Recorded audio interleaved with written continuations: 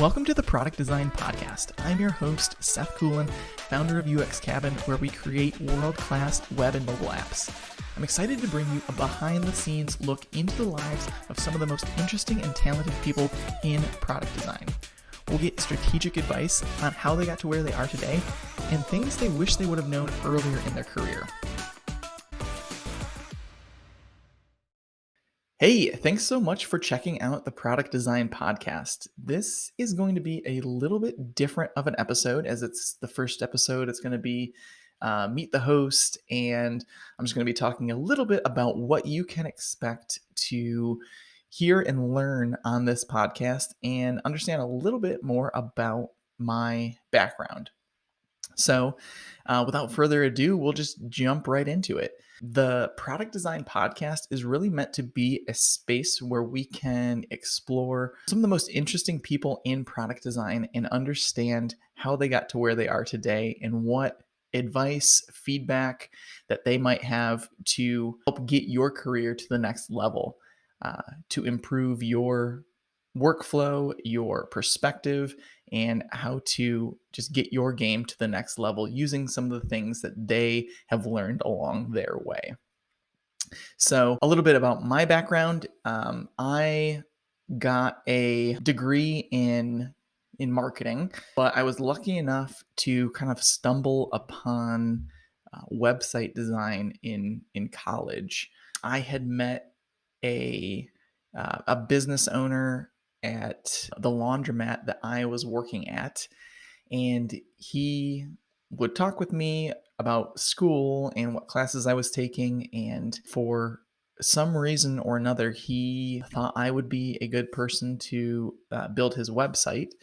And I had no idea how to do that, but I had taken an HTML course and I knew a little bit of what CSS was and what HTML was. So he said he was going to pay me. And so I agreed to do it, and thus led the journey of self-teaching, your way through a project.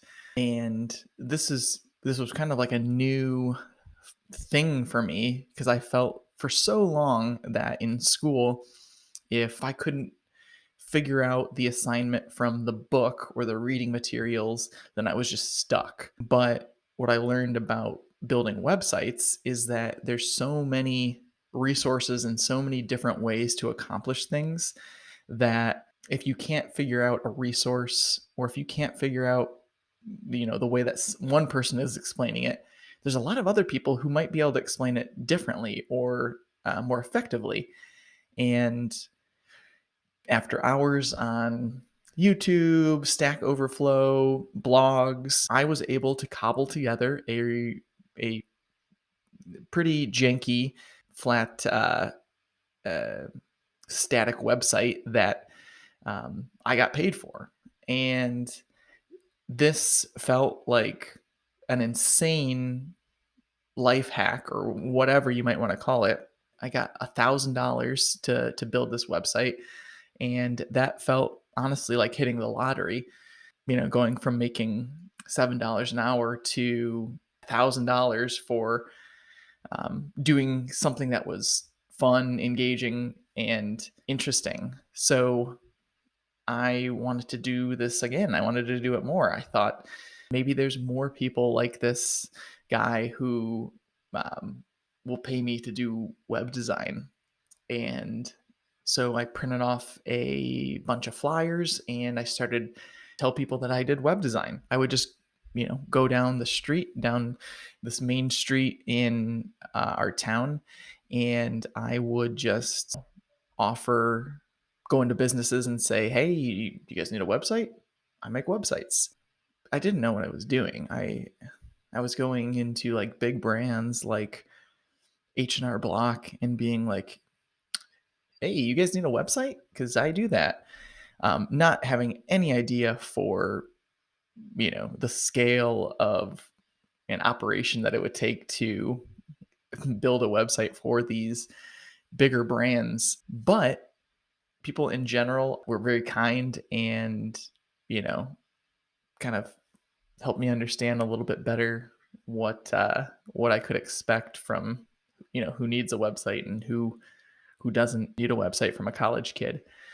And going through that, handing out all those flyers and talking to all those people, what I found is that that kind of created a network effect. So I would talk to this small business and they didn't need a website, but the next person that they talked to who did need a website, I was the first person in their mind, because I had just talked to them about that. So I got a handful of really, small projects and leads from this. And I, was making between $250 a website and to $1,000 a website. And this honestly felt like the closest thing to printing money, because I had just never had that type of work where I would get paid for the production of a thing versus the amount of hours that I worked. So this was like really energizing for me. And by the time that I graduated college, I was able to find a job as a front end developer just because, I had a little bit of work that I had done. I knew the basics of CSS and HTML. And looking back, I really didn't know hardly anything about the field of web design. I didn't even really know that there's a difference between front end and back end. UX was just, starting to get popular. And through this journey, I transitioned more to design and UX.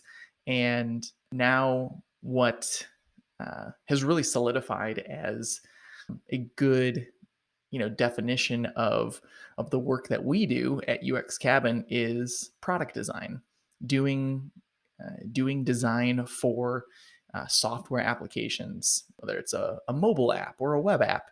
This type of designing products that are digital, um, has its own field and name, and it's a little bit more specific than just a web designer or a UI designer or a graphic designer.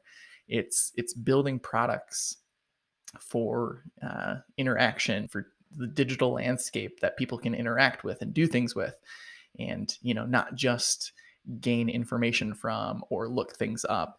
And so the whole premise of this podcast is to give insight, give a spotlight to the field of product design. How is product design unique from other disciplines? How can you be good at product design? What are the strategies for working with teams, getting feedback from clients, presenting work?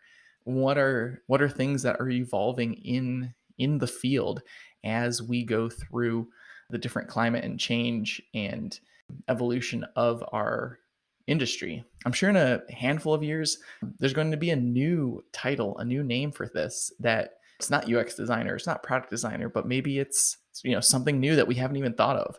But it's a really exciting field, and there's a lot to learn from these really talented people that we'll be having on the show. Um, Thinking back about my career, things that I wish I had known, things that I had wish I had been aware of before diving into my experience. I think the biggest thing is I wish I had someone to tell me what to learn and when. I kind of felt like I was trying to consume all these things, and I didn't fully know what was the most valuable or what was like the right thing to learn at the right time. For a long time, I really wanted to learn JavaScript and jQuery, and I would spend so much time, learning jQuery, all to come to find out that it would have been better if I had spent my time learning JavaScript, because that's the underlying technology that jQuery rests on. Spent all my time doing Photoshop tutorials on graphic design posters and things like that. And those things certainly helped me. Those things certainly helped me along the way, um, gain experience in those different fields. But I felt like if I had someone like a mentor or somewhere where I knew I wanted to be, and just was able to ask them, like, what are the things that you did to get to this spot in your career? Like, what was your learning path? What was the most valuable thing? So, another reason for something like this podcast is to be able to understand someone's learning path, to be able to say, oh, if I want to be a product designer working on a mobile app at a Fortune 500 company, what things do I need to learn? What do I need to be able to do? What am I expected to do in order to get there? So that was definitely one thing I learned. Another thing that I learned was it's it's okay to take chances. I worked at a handful of agencies and corporations, and I had all the while been doing freelance work on, moonlighting type of things, and I had never in a million years considered to be a contractor or a freelancer. And it was one of those things that felt really scary at the time, but it was a really great experience. It was awesome. It was very freeing to be able to go out on my own and try to build my own network and business. And really, UX Cabin came out of that. I was able to get more work than I knew what to do with, and I had to start bringing people on. I had to start hiring product designers. I had to start hiring developers and people who could do these things and do these things better than I could. That was its whole learning experience as well. Thinking uh, thinking about what advice I would give someone who wants to get into product design. I think there's a lot of time people will ask me like, "Oh, how did you get into web design, or how did you get into your field?" And I think there's this misconception of like, uh, you do the things that you do in your professional career because you are inherently good at them. And for most things, I don't think that's the case. I don't think people are inherently good at selling insurance or inherently good at, you know, being a painter or being good at numbers. I think those are things that you might have interest in, but you let your skill set flourish by, pulling that thread, doing that thing, getting better at it. I look back at, the websites I built, and I'm, you know, certainly, hopefully, am able to say I'm a lot better than what I did starting off. But starting off, I didn't have to be an expert in web design to be able to say that I could do it, to be able to sell services. I just had to work on that to get better at it. There's not a specific, you know, product design gene that some people have. It's a skill set that you can learn and that you can get better at and that you can grow into. Or some people think that you have to just sit at your desk and be creative for 8 hours a day, and that's certainly not me. I like to think creativity as a muscle that can be flexed, and it's something that you can learn how to be creative. You can leverage systems that help answer questions for you as you're building your products out. If you're interested in product design and you feel like you have no skills, that's totally fine. That's where most product designers were at some point.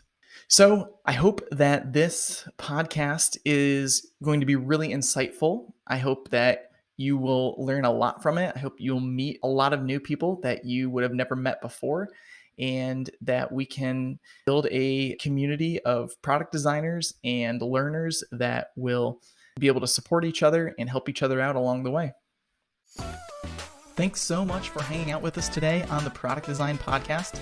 If you enjoyed our conversation, be sure and go follow our guests. Let them know they did a great job and you learned a lot. More to come in the following weeks as we bring on new guests. Please hit that subscribe button so that you will get these podcasts and learn a ton about the product design community. Excited to see you next time. Thanks.